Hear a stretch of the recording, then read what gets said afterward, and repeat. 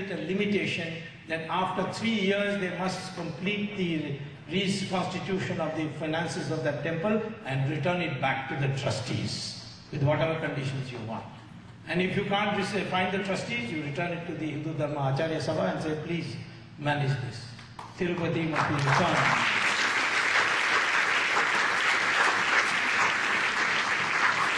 In Tirupati, people come and put money in a hundi by boxes and almost by trucks, diamond, jewels, everything.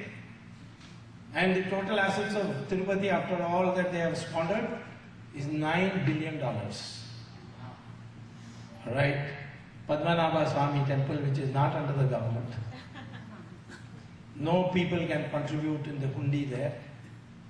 Only annually the royal family of Travancore for the last 500 years makes a donation. And what is its worth? $22 billion. So Padmanabha Swamy temple with minimal donation can have over so many years $22 billion. How is it that the Tirupati temple has only $9 billion? Tirupati should have $90 billion, not $9 billion. Because of the squandering that is taking place. We must liberate the temples because that's where the gods reside. And we must build around the temple the universities, the yogashalas and the preachings of our scriptures and so on. And make them into a place where people can come, not only to pray to God, but to learn something, learn Sanskrit there. There are many temples doing that, but we must do it more systematically and build a university around it. That was the original concept of the temple. And that's what we must bring back. If you do these 4 things, you will be a Virat Hindu and nobody would dare to touch our country. We will become a global economic power within the next 20 years. That's what we should strive for. If India is strong, you NRIs will be strong.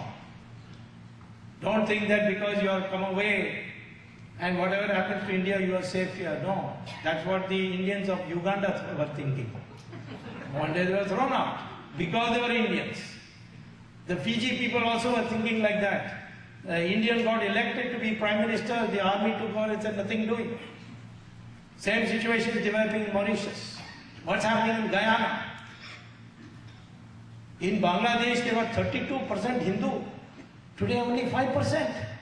Nobody talks about the religious cleansing that is going on. If I drive away the Muslims from Kashmir, oh, what a halla they will be. Well, I wrote all this in an article in Bombay, and all the leftists are very scared of Hindu consolidation. Because they know that, because they are not godless people, they are atheists. So they have produced a big petition, not petition, big petition, because Harvard has 10,000 students, they produce 200 students. Most of them are having long hair and lice crawling all over there. Dirty people. They submitted it. What did the university say? They gave what India should have said in the first place. That whether you like the article or not, but Swami, the freedom of speech is sacred. Free speech is sacred. So therefore we are not going to take notice of the petition.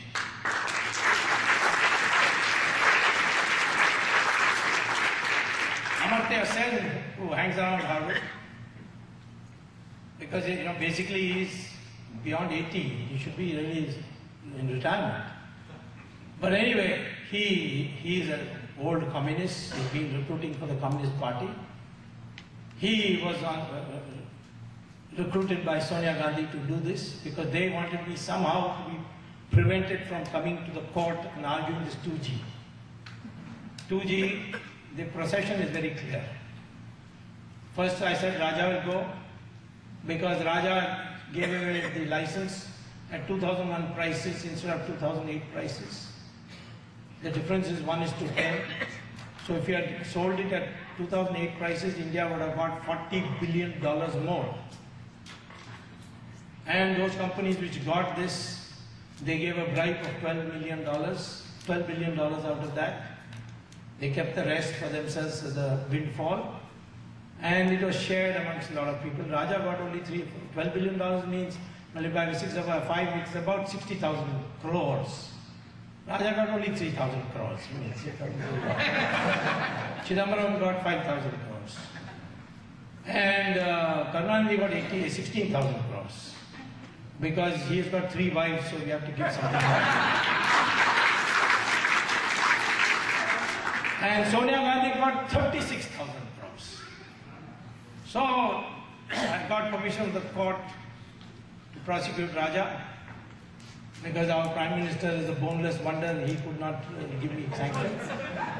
And Raja gone. His special friend Kanimuri followed him. Now Dayani ne Mardin any day.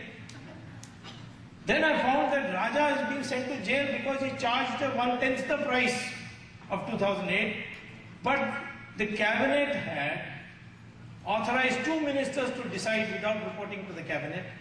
One was finance minister, the other was telecom minister. The finance minister at that time was Chidambaram. So if Raja is in jail, Chidambaram also should be in jail to keep him company.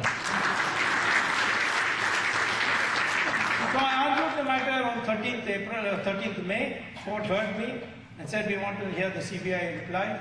Then I couldn't have the matter listed in July because I was here.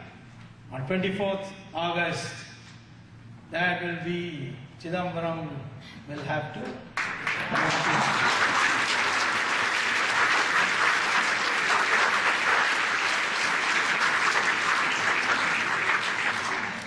Tihar is no more called Tihar jail, it is called Club Tihar. Lots of Tamilians. So the cook has been advised to learn how to make idlis and dosas. I have also written to the jail superintendent that please start soon to make him, teach him how to do pizzas and ravioli.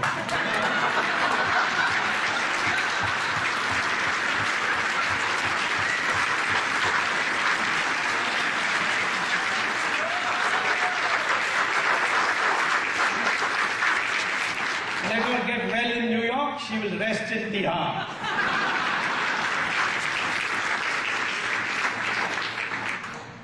So, this is a unique thing that has happened. That India, for the first time, is seeing high-powered ministers going to jail. Corruption, I'm telling you, is taking place in our country in increasing numbers because we have forgotten Sanatana Dharma. That's what I said about Brigu and Bhardwaj. This greed comes because you think money is everything. Money is your determinant of social status.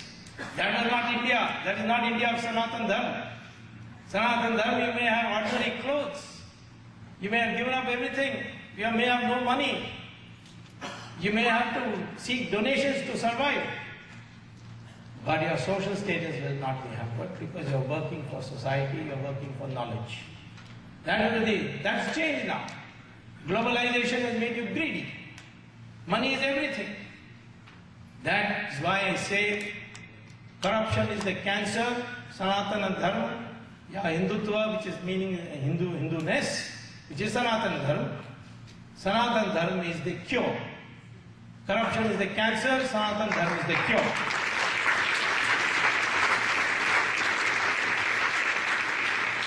And that is the way we have to build our society. Remember that the rich people of this country, the white Americans, they are not happy people. You go to Sri Sri Ravi Shankar's ashram, full of foreigners. You go to Swami Dayananda Saraswati's ashram, full of foreigners. Ramdev, full of foreigners.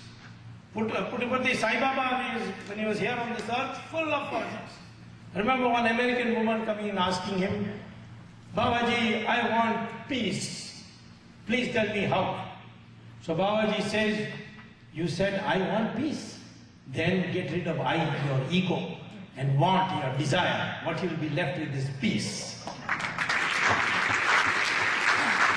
all. And she was so pleased. She made a huge donation. The richest Hollywood actress by name Julia Roberts came to India and she said, why these people so poor are still happy? Then she took her to the Swamiji. The Swamiji gave her what Bhagavad Gita says about Nishkam Karma and all that. She came back and became a Hindu. She made her husband Hindu. She made her children Hindu.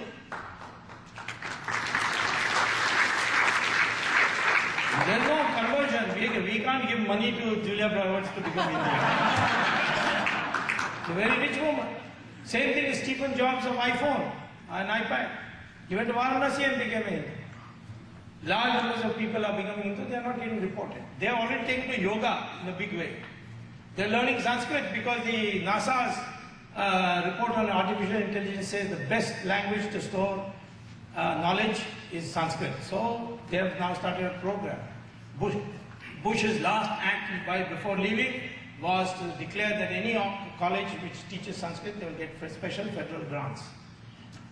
So we are now in that kind of situation. Only we will have to be like we made, yoga became popular in India because the Americans took to yoga. So tomorrow they will learn Sanskrit, then we will also learn Sanskrit. That inferiority complex, please get rid of. Become a Virat Hindu. And I am telling you that these Swamijis, they may look ordinary, but they today exercise enormous influence all over the world because they are telling people how to be happy. Just money will not make you happy. You need a balance between spiritual values and material prosperity. In fact, when I am at Harvard, I get harassed by telephone calls saying, Swamiji, please come and give us a lecture on Bhagavad Gita. I said, I am not a genuine Swamiji. He said, oh, maybe it will double your fees, then you will come. This is the India that is today on the threshold.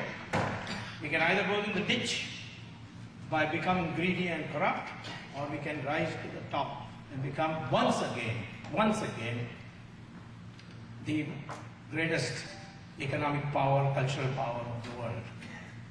I think some of our natural friends we'll have to work with because we are suffering from terrorism and other things. The Americans and the Israelis, they are our natural friends. I think that it's possible to work an understanding with China. I find the Chinese very, practical people. When they make friends, they make good friends, and when you are not a good friend, then they will cheat you. So, therefore, we must understand that character. These four countries are the ones that will be shaping the future of the world. We should bond together, but first of all, let us liberate our character, let us liberate our mental blocks, let us liberate ourselves from our mental blocks, learn a new history, learn a new identity, take a new identity, that of a Virat Hindu. We will be all great people once again. Thank you very much.